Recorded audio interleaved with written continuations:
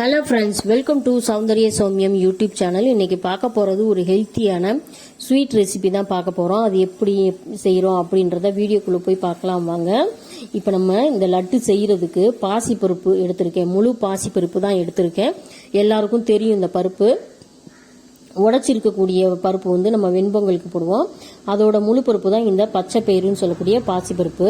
நான் அதை வந்து 1 கப் அளவுக்கு எடுத்திருக்கேன். அதை வந்து நம்ம கடாயில் போட்டு ட்ரை ரோஸ்ட்டாக நல்லா பண்ணி எடுத்துக்கலாம். இதை வந்து அப்படியே வந்து லட்டு செய்ய முடியாது. கொஞ்சம் வறுத்துட்டு பண்ணாக்க ரொம்ப டேஸ்ட்டாக இருக்கும். அப்போ தான் கொஞ்சம் 2-3 நாளைக்கு நம்மளுக்கு சாப்பிட்றதுக்கும் நல்லாயிருக்கும்.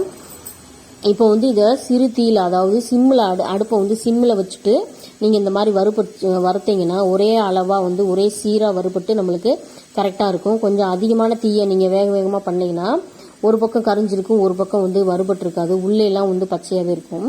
அதுக்காக அந்த மாதிரி எடுத்து வறுத்துட்டு கலர் சேஞ்ச் ஆகணும்னா எடுத்து ஆற வச்சுருங்க.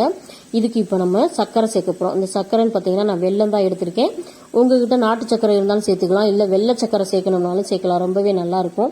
நான் இன்னைக்கு வந்து இந்த உருண்டை வெல்லம் தான் எடுத்திருக்கேன். அதை வந்து என்ன அளவில் எடுத்திருக்கேன் அப்படின்னாக்க 1 கப்பு பருப்புக்கு 3/4 கப்பு நான் ஸ்வீட்டாக எடுத்திருக்கேன். நீங்கள் நல்லா ஸ்வீட் ரெசிபி நல்லா சாப்பிடுவீங்க அப்படின்னாக்க சரி பாதியாக எடுத்துக்கலாம். அதாவது 1க்கு 1 கப்பு வீதத்தில் வெல்லம் எடுத்துக்கலாம். இந்த வெல்லத்தை வந்து நம்ம டஸ்ட் இருக்கிறதுனால இந்த மாதிரி தண்ணி ஊற்றி அதை வந்து உருக்கி எடுத்துக்கலாம். நீங்கள் தண்ணி ஊற்றும் போது ரொம்பவே கவனமாக கம்மியாக தண்ணி ஊற்றுங்க. நானே கொஞ்சம் அதிகமாக தண்ணி ஊற்றிட்டேன். இப்போ வந்து நம்ம வறுத்து வச்சிருக்க பருப்பை வந்து 4 ஏலக்காய் போட்டு மிக்சி ஜாரில் போட்டு பொடித்து எடுத்துக்கலாம். அதாவது நல்லா அடித்து எடுத்து வந்து பவுடராக எடுத்து வந்துக்கலாம். அதுக்கு முன்னாடி நம்ம கிளற போகிற பாத்திரம் எந்த பாத்திரமோ அதில் வந்து 2 ஸ்பூன் நெய்யை உருக்கி எடுத்து ஊற்றி வச்சுக்கோங்க. அப்போ தான் நம்ம வந்து அரைச்சிட்டு வந்தோடனே அதில் கொட்டுறதுக்கு கரெக்டாக இருக்கும்.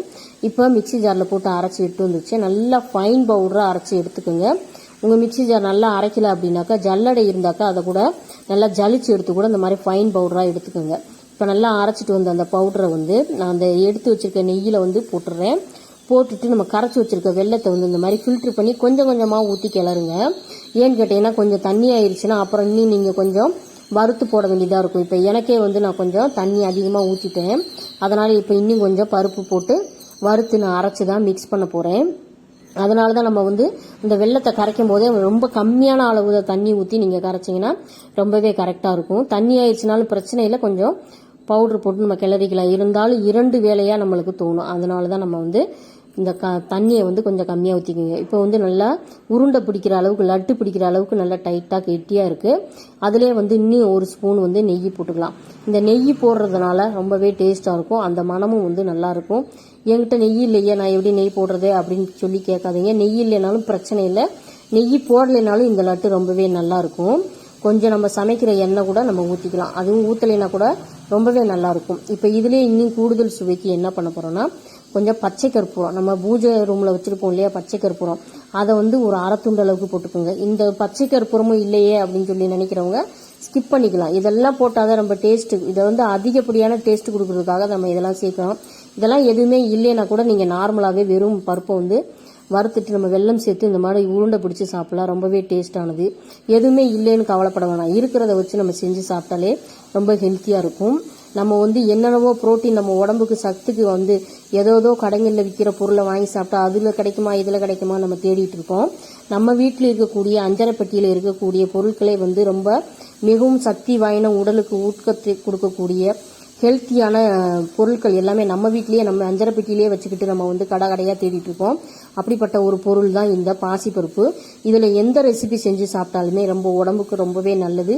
இனி வரப்போகிற காலங்கள் நம்மளுக்கு வந்து வெயில் காலம் தான், வெயிலோட தாக்கம் அதிகமாக இருக்கும். அதை வந்து உடம்பு சமநிலைப்படுத்துறதுக்கு இந்த மாதிரி பாசிப்பருப்பில் வச்சு லட்டு, பாயாசம் இந்த மாதிரி ரெசிபியெல்லாம் செஞ்சு நம்ம வந்து உடம்பை வந்து கரெக்டாக வச்சுக்கலாம். இதே மாதிரி நான் சொன்ன அளவுகளோட ஒரு முறை செஞ்சு பார்த்துட்டு எப்படி இருந்துச்சுன்னு கண்டிப்பாக கமெண்ட் பண்ணி சொல்லுங்கள். நம்ம வீடியோ பிடிச்சிருந்தா லைக் பண்ணுங்கள், கண்டிப்பாக பிடிச்சிருக்கும். உங்கள் ஃப்ரெண்டு ரிலேட்டிவ்ஸ்க்கெல்லாம் ஷேர் பண்ணுங்கள். வீடியோவை ஸ்கிப் பண்ணாமல் லாஸ்ட் வரைக்கும் பாருங்கள். நம்ம சேனலுக்கு கண்டிப்பாக சப்ஸ்கிரைப் பண்ணுங்கள். பெல் ஐக்கானை கிளிக் பண்ணி வச்சுக்கோங்க. அப்போ தான் நாங்கள் போடுற வீடியோ முன்னாடியே வந்து உங்களுக்கு நோட்டிஃபிகேஷனாக வரும். பாய். அடுத்த ரெசிபி சூப்பரான ரெசிபியில் சந்திக்கலாம். பாய்.